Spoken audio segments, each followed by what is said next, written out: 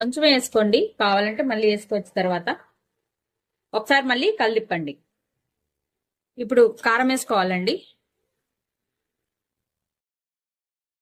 కారం కొంచెం వేసుకోండి చాలు. వేసి మళ్ళీ ఒకసారి కలిపండి. కలిపాం కదా, ఇప్పుడు వాటర్ పోయాలండి. ఇది ఉడకటానికి తగినంత వాటర్ తీసుకొని వాటర్ పోయండి. కొంచెం ఎక్కువ పోసినా పర్లేదండి, ఎట్లాగో తర్వాత మనకి మళ్ళీ నీళ్లు పోసుకుంటాము కన్సిస్టెన్సీ కోసము. మూత పెట్టి జస్ట్ 2 విజిల్స్ సరిపోతాయండి. దీనికి మనకి ఉడకడానికి కుక్కర్ పెట్టుకున్నాము, జస్ట్ 2 విజిల్స్ అయితే సరిపోతాయి. నెక్స్ట్ ప్రాసెస్ ఏందో చూద్దాం. ఇలా ముద్దగా చేసుకున్నానండి.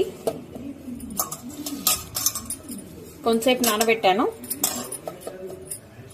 అయితే ఇప్పుడు పూరి వేయటం స్టార్ట్ చేద్దాం. పూరి వేస్తున్నాం.